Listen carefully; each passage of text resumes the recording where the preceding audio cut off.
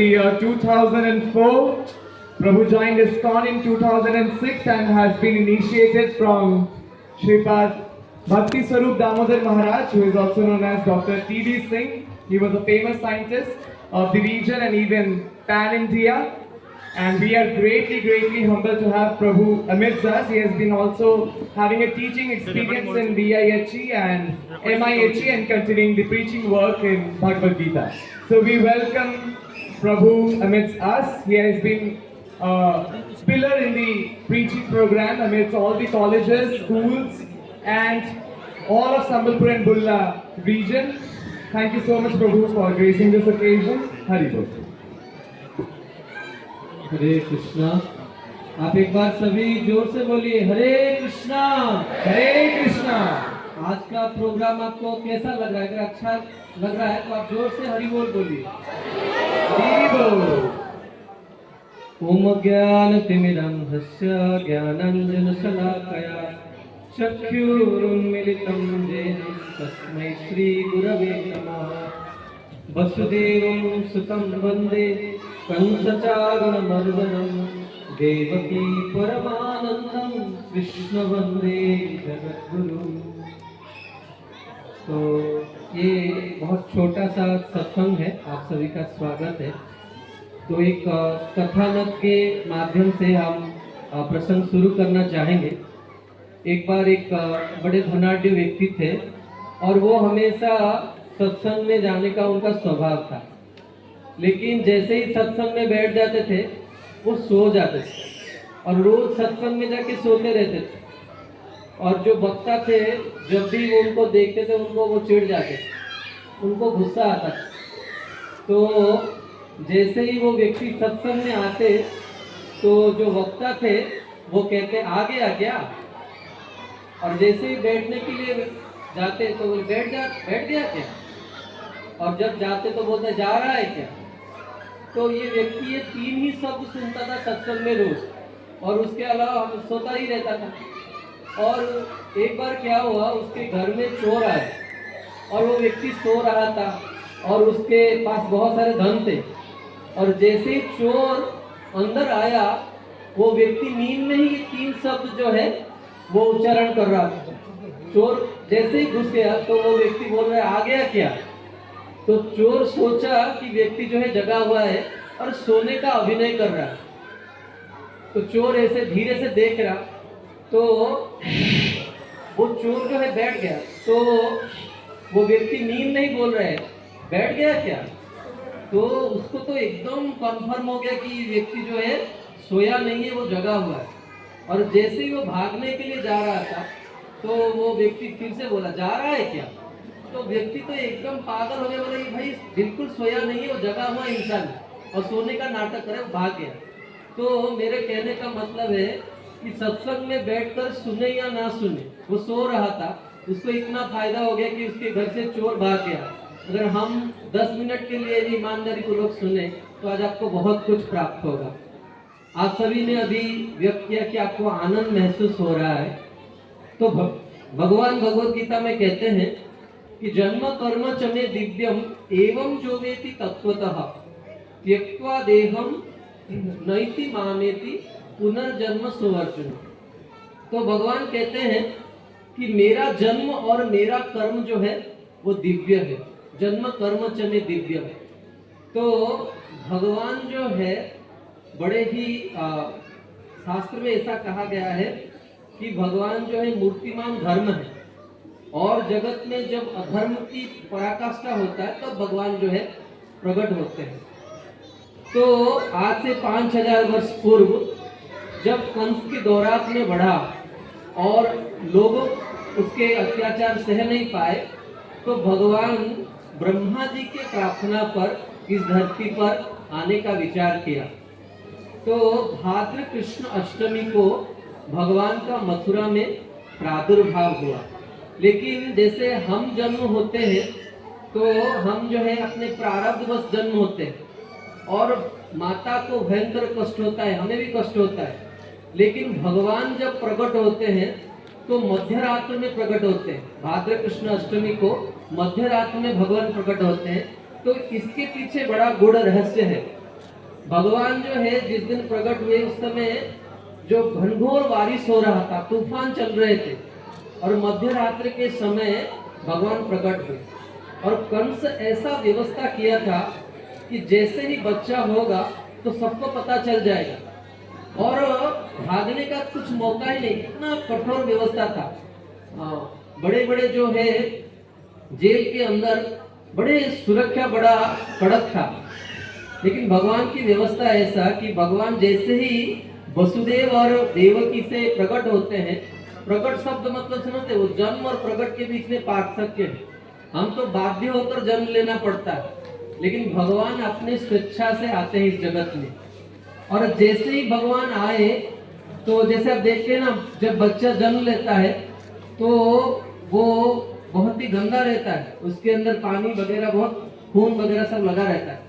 लेकिन भगवान जब प्रकट हुए, तम अद्भुतम बालकम अम्बुजेक्षणम शंख चक्र गदा पद्मायुधम।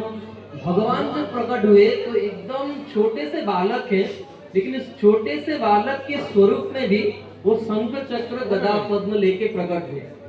और मथुरा के जेल खाने के अंदर प्रकट होते हैं और शंख चक्र गदा पद्म लेके, बहुत ही सुंदर स्वरूप है। और वसुदेव और देवकी देखकर भगवान को एकदम प्रसन्न हो गए। जिन्होंने 6 बच्चों को अपने सामने मरते हुए देखा, उन्होंने भगवान को देखकर उनका मन प्रसन्न हो जाता है। तो ये जो जन्माष्टमी का व्रत है, ये जन्माष्टमी का जो उत्सव हम मना रहे हैं, ये सबसे पहले जीव को आनंद देता है। जैसे आप सभी अभी थोड़ा बहुत आनंद का अनुभव किए हो। और भगवान जैसे ही प्रकट होते हैं, जैसे उपनिषदों में कहा गया है, तमोसो माम ज्योतिर्गमय, भगवान हमें अंधकार से आलोक की तरफ ले जाते हैं। और भगवान इसीलिए मध्य रात्र में अंधकार में प्रकट हुए हैं, ताकि वो हमें जो है आलोक सही दिशा दिखा सके। तो मध्य रात्र में प्रकट हुए हैं। एक भक्त कवि लिखे हैं, प्रभु आपको अंधकार बड़ा पसंद है, इसीलिए तो आप मध्य रात्रि में प्रकट हुए, क्योंकि राम जी तो दिवा मध्य मतलब दिवा के मध्य भाग में प्रकट हुए, और कृष्ण रामचंद्र सुबह प्रकट मतलब दोपहर के समय प्रकट होते हैं, और हमारे कृष्णचंद्र जो है रात में प्रकट होते हैं। प्रभु आपको अंधेरा बड़ा प्रिय है, मेरा हृदय बड़ा अंधकार है, आप आइए इस हृदय में रहिए। और भगवान को बुलाने से क्या होता है, कृष्ण सूर्य सम, भगवान जहाँ रहते हैं वहाँ प्रकाश आ जाता है। इसीलिए भगवान हमारे जीवन के अंधकार को दूर करने के लिए रात्रि के समय में प्रकट होते हैं। और देखिए समय कितना भयंकर था, बारिश हो रहा था, एकदम यमुना जो है उछल कर पानी बह रहा था, वहां पे तूफाने आ रहे थे। और जैसे ही भगवान प्रकट हुए और वसुदेव देवकी ने देखा और उनका मन प्रसन्न हो गया, और दोनों स्तुति करने लगे। स्तुति क्यों कर रहे हैं, क्योंकि उनके मन में कंस के लिए भय था, क्योंकि कंस को अगर पता चल जाएगा तो तुरंत आके मार डाले। तो भगवान क्या करते हैं, भगवान का ये जन्म किस लिए है, भगवान क्यों आविर्भाव होते हैं। जैसे बड़ा ही प्रसिद्ध श्लोक है, आप सब जानते हैं, यदा यदा ही धर्मस्य ग्लानिर्भवति भारतम। लेकिन श्रीमद् भागवतम में कहा गया है कि वास्तव में भगवान किस लिए आते हैं। भागवत में वर्णन किया गया है, भगवान अपनी विश्वात्मा भक्तानाम अभयंकर, अपने भक्तों को अभय देने के लिए, अपने भक्तों को आनंद देने के लिए भगवान कृष्णचंद्र प्रकट होते हैं। और अपने माता पिता को भय से मुक्त करने के लिए कि आप भय मत कीजिए, इसीलिए हाथ में सुदर्शन लेके प्रकट हुए। छोटे से बालक के रूप में है, लेकिन हाथ में सुदर्शन है, और अपने माता पिता को कह रहे हैं कि हे बाबा, हे माँ, आप भय मत कीजिए, मैं आ गया हूँ। फिर भी माता पिता का जो है ना, चाहे भगवान हो जो भी हो, अभी तो पुत्र के रूप में आए हैं, तो उनका मन से भय नहीं जा रहा है। तो भगवान कह रहे हैं कि अगर आपके मन में इतना भय है तो मुझे जो है नंद ब्रज में छोड़ आइए, गोकुल में छोड़ आइए। और जैसे ही भगवान ये कहकर अदृश्य होते हैं, वसुदेव जिनके हाथों में बेड़िया लगा हुआ था, और जैसे ही भगवान को पकड़े, उनका आदेश पालन करने के लिए, ब्रज जाने के लिए, तुरंत ही उनके हाथों से बेड़ियां जो है अपने आप जो है छूट गई। यह चरित्र हमें प्रेरित करता है कि हम भी अगर अपने जीवन में कृष्ण को अपनाएंगे, हमारे जीवन में जो बंधन है, हमारे जीवन में जो बाधाएं हैं सफलता पाने के लिए, वो दूर हो जाएंगे। अतः भगवान कृष्ण का ये जो जन्म का उत्सव है, पहला आनंद देता है और दूसरा है सफलता देता है। और जैसे ही वसुदेव बाहर निकलते हैं, वहां देखते हैं कि रास्ता तो बिल्कुल नहीं है और यमुना जी जो भयंकर उनमें पानी है, लेकिन भगवान के आदेश को पालन करने के लिए जैसे ही वसुदेव पानी के अंदर जाते हैं तो यमुना दो धारा में बढ़ जाता है, रास्ता दे देता है भगवान को जाने के लिए, क्योंकि जानते हैं ना ये यमुना जी भगवान की पत्नी बनेगी। तो अभी से जो है प्रभु का स्वागत करने के लिए यमुना जो है रास्ता दे दिया भगवान को। इसीलिए यह चरित्र प्रेरित करता है कि अगर हम भी भगवान के आदेशों का पालन करें तो असंभव संभव हो सकता है। बड़ा प्रसिद्ध श्लोक है, मूकम करोति वाचाल। भगवान असंभव को संभव कर सकते हैं। वेद में कहा गया है, कर्तुम अकर्तुम अन्यथा कर्तुम भगवान इति सर्वसमर्थः। जो असंभव को संभव कर सकते हैं और संभव को असंभव कर सकते हैं, वो प्रभु है। और जब नंद गोकुल में आते हैं तो तुरंत ही वसुदेव जो है देखते हैं कि नंद बाबा और यशोदा मैया का एक जो है लड़की हुआ है, और उनको लेकर अपने बच्चे को, अपने पुत्र को, भगवान कृष्ण को वहां रखकर जो है वो लड़की को लेकर आते हैं। और जैसे ही लाते हैं, और वो लड़की कौन थी? योग माया थी, दुर्गा देवी थी। और जैसे ही योग माया को लेकर आए और मथुरा में पहुंचे, तुरंत बेड़ियां जो है पकड़, मतलब अपने आप ही बंधन में पड़ गए। तो यह चरित्र प्रेरित करता है, जब हम भगवान को भूलकर माया को पकड़ेंगे ना तो तुरंत दुखी हो जाए। तो तुरंत रोने का आवाज हुआ, कंस आया, और कंस जैसे ही उसको मारने के लिए सोचा तो देवकी ने प्रार्थना किया कि हे भैया, आपको तो मेरे पुत्र से भय था, ये तो लड़की है, ये तो आपके घर की बहू बनेगी, इसको क्यों मारे? लेकिन जो दुष्ट व्यक्ति होता है उसके मन में दया नहीं होता है। तो जैसे ही उस छोटे से बच्ची को पकड़ा कंस मारने के लिए, भगवती दुर्गा देवी थी और उसके हाथ से तुरंत ही चिटक कर ऊपर गई और उन्होंने कहा, रे मूर्ख कंस, तू मुझे मारने के लिए चल रहा है, तुझे मारने वाला इस जगत में प्रकट हो गया। कंस दुर्गा देवी को अपना इष्ट मानती थी और उन्होंने सुना कि देवी ने कहा उसको मारने के लिए इस जगत में कोई आ गया है, और गुप्तचरों के माध्यम से उसको पता चला जो भगवान है वो ब्रज में चले गए हैं। इसीलिए रोज जो है राक्षसों को ब्रज में भेजता था और भगवान ब्रज में खेल खेल में जो है सबको मारते थे। तो भगवान की जो अद्भुत लीला है, जैसे भगवान की लीलाओं को सुनेंगे, हमारे जीवन के साथ भगवान की लीलाओं का बड़ा महत्वपूर्ण संबंध है। इसीलिए प्राचीन काल में लोग सत्संग करते थे, क्योंकि हम घर संसार में रहते हैं, काम धंधा में व्यस्त रहते हैं, हम पूर्ण रूपेण भगवत सेवा, भगवत आराधना नहीं कर पाते। और जो साधु पुरुष होते हैं वो दिन भर भगवान की आराधना में लगे रहते हैं। और संध्या काल में जब हम सत्संग करते हैं, साधु व्यक्ति दिन भर जो भगवान की आराधना किया है उसका निचोड़ जो है वो लोगों को बांटता था। इसीलिए गृहस्थ आश्रम में रहकर भी लोग जो है मानव जीवन के सर्वोच्च वस्तु को प्राप्त कर लेते हैं। आज के समय में सत्संग का अभाव हो गया है, इसीलिए इतनी समस्या है। तो भगवान दिखाते हैं भगवान की कितनी मधुर से मधुरतम लीला है। वृंदावन में सखाओं के साथ चोरी करते थे माखन, सखाओं के साथ खेलते थे, गौ चराते थे, एकदम कोई टेंशन ही नहीं।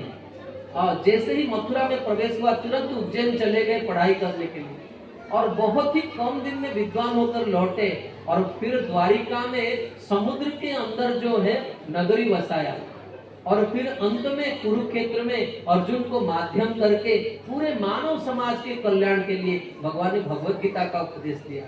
तो इस जन्माष्टमी में हम भगवान के शरण ले, भगवान कृष्ण के शरण ले, ताकि हमारे जीवन में जो है पहला है आनंद, जैसे ब्रज लीला में आनंद की प्राप्ति होता है। दूसरी लीला में जैसे भगवान जाके विद्या का हासिल करते हैं, भगवान के आश्रय से हमें विद्या भी प्राप्त होगी।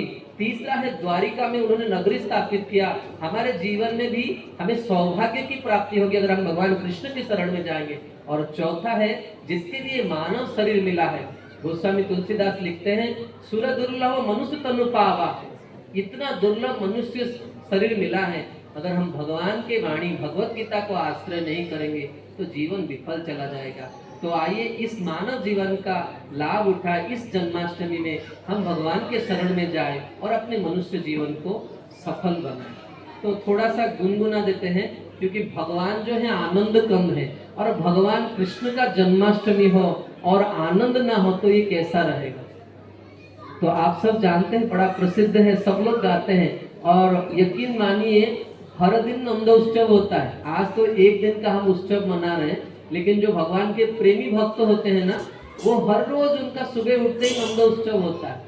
सब लोग गाइए, नंद के आनंद भयो जय कन्हैया लाल की, नंद के आनंद भयो जय हो नंद लाल की, नंद के आनंद भयो जय कन्हैया लाल की, नंद के आनंद भयो जय हो नंद लाल की, जय कन्हैया लाल की, जय हो गोपाल की, जय कन्हैया लाल की, जय हो गोपाल की, जय कन्हैया लाल की, जय हो गोपाल की, जय कन्हैया लाल की, जय हो गोपाल की, नंद के आनंद भयो जय कन्हैया लाल की, नंद के आनंद भयो जय कन्हैया लाल की, नंद के आनंद भयो जय कन्हैया लाल की, नंद के आनंद भयो जय कन्हैया लाल की,